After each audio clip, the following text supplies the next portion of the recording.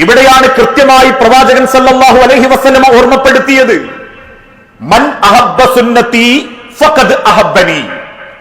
നിങ്ങൾ പ്രവാചകനെ സ്നേഹിക്കുന്നുണ്ടെങ്കിൽ ആ പ്രവാചകൻ സല്ലല്ലാഹു അലൈഹി വസല്ലമയുടെ തുപ്പൽ, വിയർപ്പ്, പിന്നീട് അതിട്ട മുടിയിട്ട വെള്ളം, പൊടിയിട്ട വെള്ളം എന്നിത്യാദി കാര്യത്തിലേക്ക് പോകുന്നതിന്റെ മുൻപ് അത്തരത്തിലുള്ള അന്ധക്കേടുകളും അന്ധവിശ്വാസങ്ങളും സമൂഹത്തിൽ നിന്ന് നിങ്ങൾക്ക് നീക്കം ചെയ്യുന്നതോടൊപ്പം ഹബീബായ പ്രവാചകൻ സല്ലല്ലാഹു അലൈഹി വസല്ലമ കാണിച്ചു തന്ന ചരിത്രം, വാക്കുകൊണ്ട് പറഞ്ഞു തന്ന ഇസ്ലാമിന്റെ നിലപാടുകൾ അത് നിങ്ങൾ സ്വീകരിക്കണം.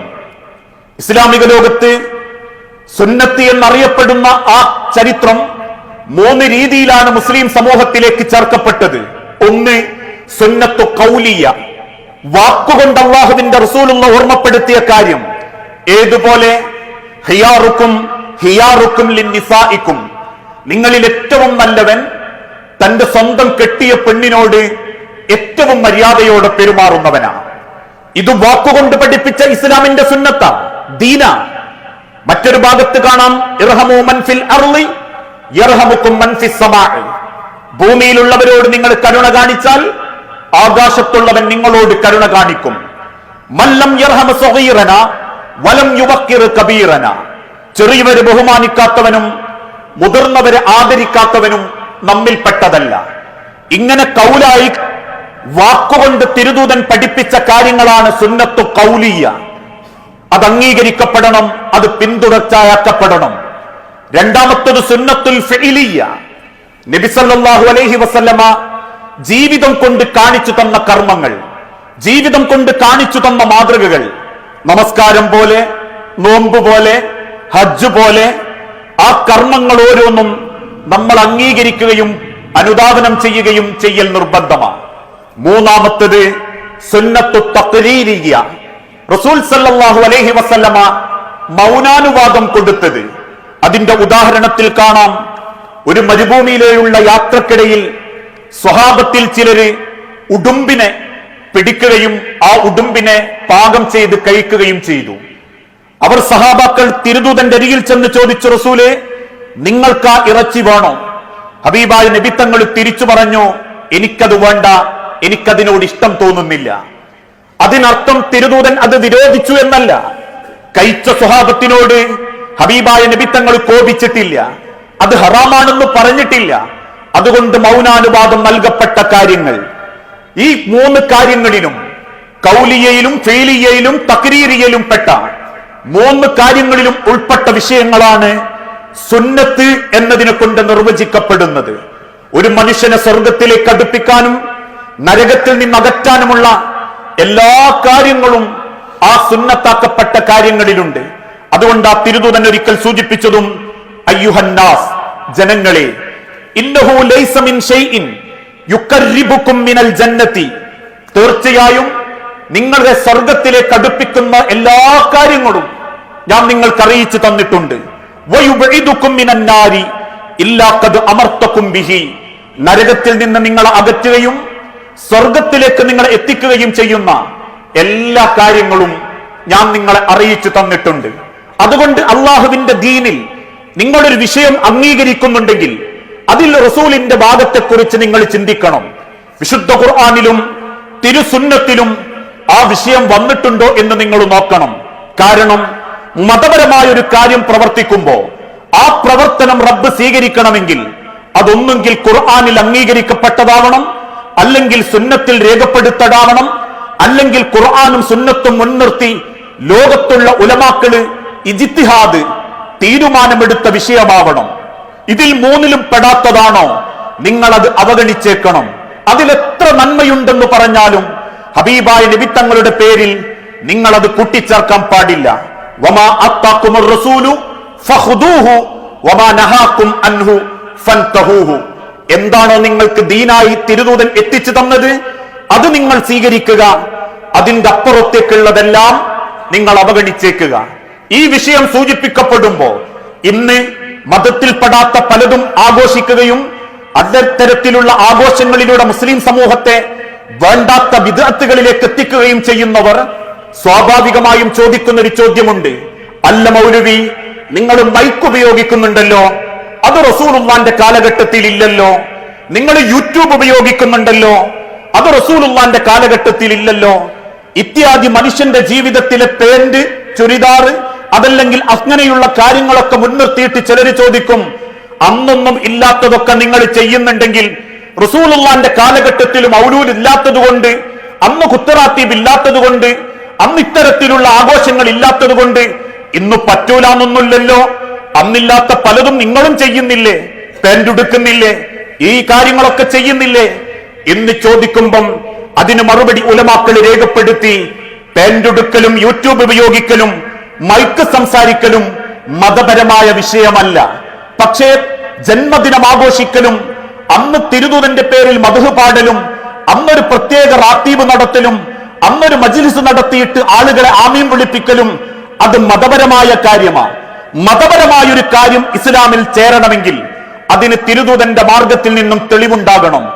അതിന് ഇസ്ലാം പഠിപ്പിച്ച വിശുദ്ധ ഖുർആനിൽ നിന്നും തെളിവുണ്ടാകണം. മറ്റു ചില ആളുകൾ ചോദിക്കും, അല്ല, ഒരു മദ്ഹ് പാടുന്നതാണോ ഇത്ര വലിയ കുറ്റം? അത് അല്ലാഹു സ്വീകരിക്കില്ല എന്നൊന്നുമില്ലല്ലോ. അത് അള്ളാഹ്ക്ക് ഇഷ്ടമുള്ള കാര്യമായിരിക്കൂലേ? അള്ളാഹ് കോപിക്കുവോ?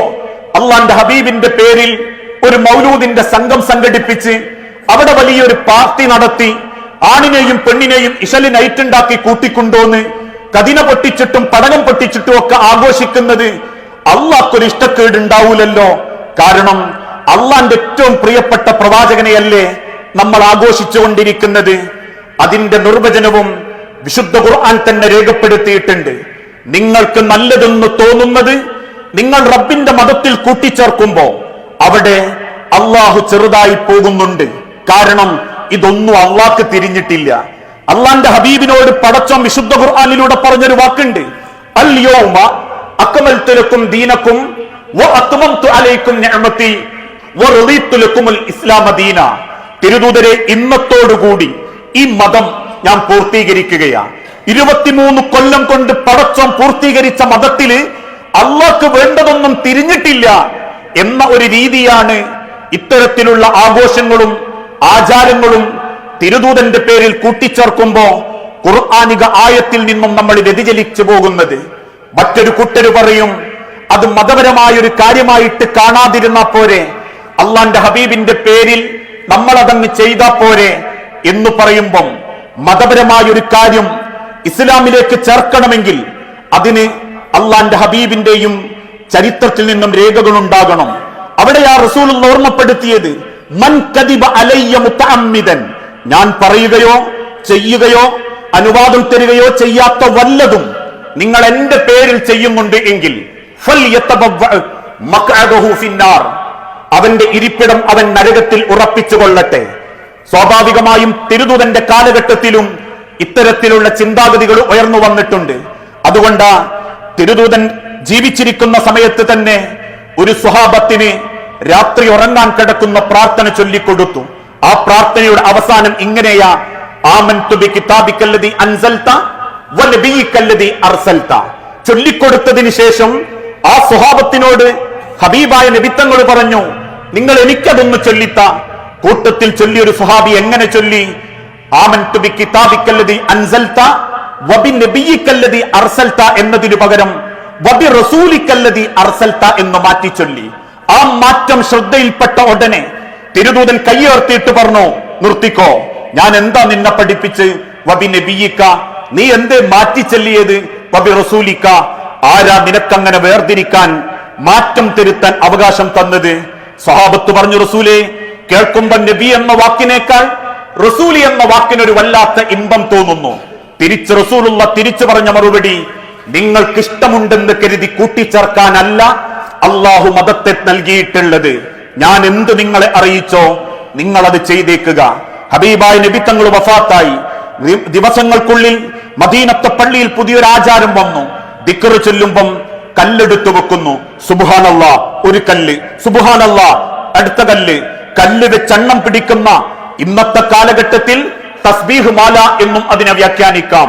കല്ലെടുത്തെണ്ണം പിടിക്കുന്ന സ്വഹാബത്തിന്റെ രീതി കണ്ട് ആളുകൾ ഓടി റസൂലുള്ളാഹിയെ തൊട്ട് കൂടുതലും ദീനിനെ പഠിച്ച് ആ കാലഘട്ടത്തിലെ പണ്ഡിതൻ അബൂ മൂസ റളിയല്ലാഹു അൻഹുവിന്റെ അരികിലേക്ക്, അബൂ മൂസൽ അശ്അരി റളിയല്ലാഹു അൻഹു ഒരു സെക്കൻഡ് പോലും വൈകാതെ മദീന പള്ളിയിലേക്ക് ഓടിക്കതച്ചു വന്ന് കല്ല് കുട്ടിവെച്ചവന്റെ മുൻപിൽ നിന്ന് കാലുകൊണ്ട് ആ കല്ലുകളെല്ലാം തട്ടിത്തെറിപ്പിച്ചിട്ട് പറഞ്ഞു, നബി തങ്ങൾ മണ്ണോട് ചേർന്നിട്ടില്ല, ഹബീബായ പ്രവാചകന്റെ ശരീരം മണ്ണോട് ചേർന്നിട്ടില്ല, റസൂലുള്ളാഹി ഉപയോഗിച്ചിരുന്ന വസ്ത്രം നുരുമ്പിയിട്ടില്ല, കുടിച്ച പാത്രം പോലും പൊട്ടിയിട്ടില്ല.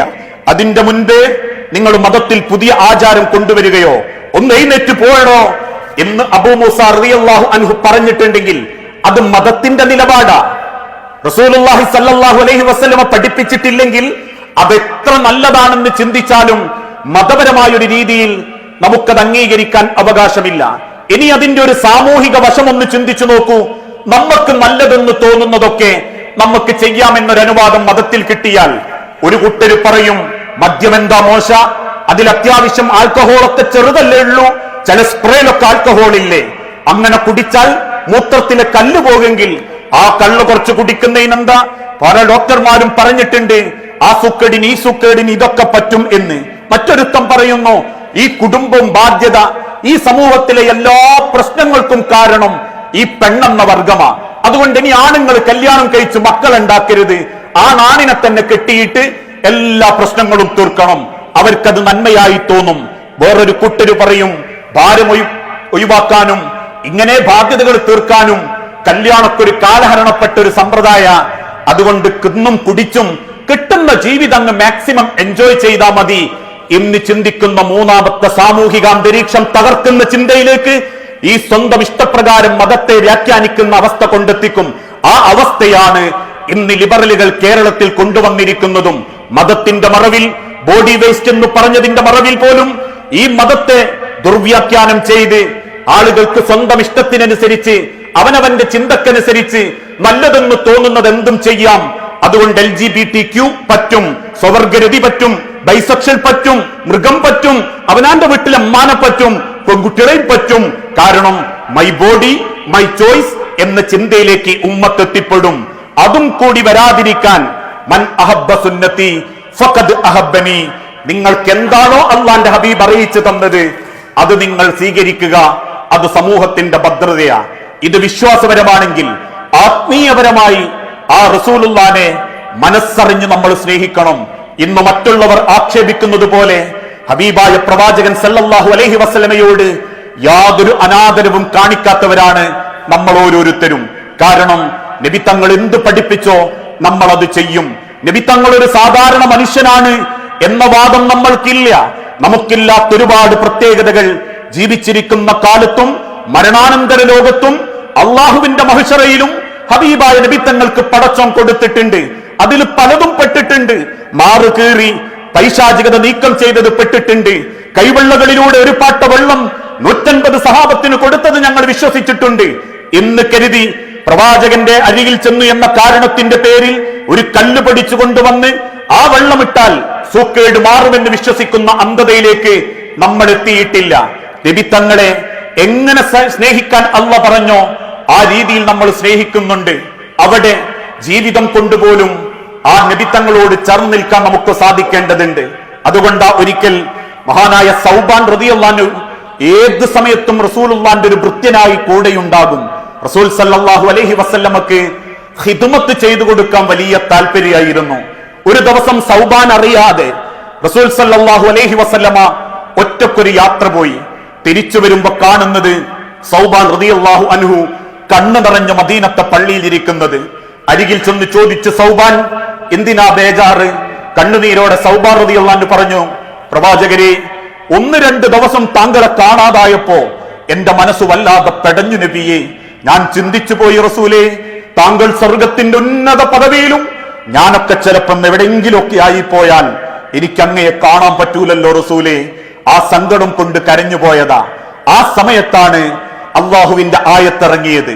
ആ ആയത്ത് റസൂൽ സല്ലല്ലാഹു അലൈഹി വസല്ലം ഓതിക്കൊടുത്തു. വമൻ യുതഇല്ലാഹ വറസൂല, ആര് അള്ളാഹുവിനെയും അവന്റെ റസൂലിനെയും അനുസരിക്കുന്നുവോ ഫഉലൈക, അക്കൂട്ടർ മഅല്ലദീന അൻഅമല്ലാഹു, അള്ളാഹു നിഅമത്ത് കിട്ടിയ അനുഗ്രഹിച്ച ആളുകളുടെ കൂട്ടത്തിലായിരിക്കും. മിനൻ നബിയീന, അവർ നബിമാരോടൊപ്പം ഉണ്ടാകും. വസുദ്ദീഖീന, സുദ്ദീഖീങ്ങളുടെ കൂടെയുണ്ടാകും. വശുഹദാഇ വസ്വാലിഹീന, ഈ സ്വാലിഹീങ്ങളുടെയും ശുഹദാക്കളുടെയും കൂടെ അവരുണ്ടാകും. അത് കേട്ടപ്പോ സൗബ റളിയല്ലാഹു അൻഹു സന്തോഷം കൊണ്ട് കരഞ്ഞു എന്ന് ഇസ്ലാമിക ചരിത്രം. ആത്മീയപരമായിട്ടും സ്വന്തത്തെക്കാളേറെ അള്ളാന്റെ ഹബീബായ പ്രവാചകൻ സല്ലല്ലാഹു അലൈഹി വസല്ലമയെ നമ്മൾ സ്നേഹിക്കണം. അതുകൊണ്ട് ആ തിരുദൂതൻ വഫാത്തായപ്പോ മദീന നിശ്ചലമായി കരയുമ്പോ മദീന പള്ളിയിൽ കയറി ബാങ്ക് കൊടുക്കുന്ന ബിലാലിന്റെ കണ്ടമിടറിയത്, കണ്ണ് നിറഞ്ഞത്, വാക്കുകൾ പൂർത്തീകരിക്കാൻ പറ്റാതെ ബോധം കെട്ട് വീണത്, റസൂലുള്ളാന്റെ മണമില്ലാത്ത, റസൂലുള്ളാന്റെ കാല് പതിഞ്ഞ ഈ മണ്ണിൽ ഇനി ഞാനില്ലെന്ന് സങ്കടത്തോടെ പറഞ്ഞ് ഷാമിലേക്ക് നാടുവിടുകയും പിന്നീട് പ്രവാചകന്റെ 2 പേരക്കുട്ടികളുടെ വാക്കുകൾ കേട്ട് മദീനയിലേക്ക് വന്ന് വീണ്ടും മദീനത്ത് ബാങ്ക് കൊടുക്കാൻ എഴുന്നേറ്റ് നിന്നപ്പോ ബിലാലിന്റെ ബാങ്ക് കേട്ട് മദീന തെരുവിൽ ആയിരങ്ങൾ തടിച്ചുകൂട്ടി.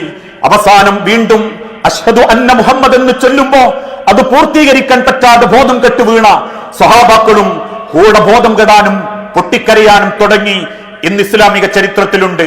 ഹബീബായ നബി തങ്ങൾ വഫാത്തായതിനു ശേഷം മദീന ഏറ്റവും കൂടുതൽ കരഞ്ഞതും ആ ബാങ്കിന്റെ പകുതി വെച്ച് നിർത്തി ബിലാൽ ബോധം കെട്ട് വീണ സമയത്തായിരുന്നു.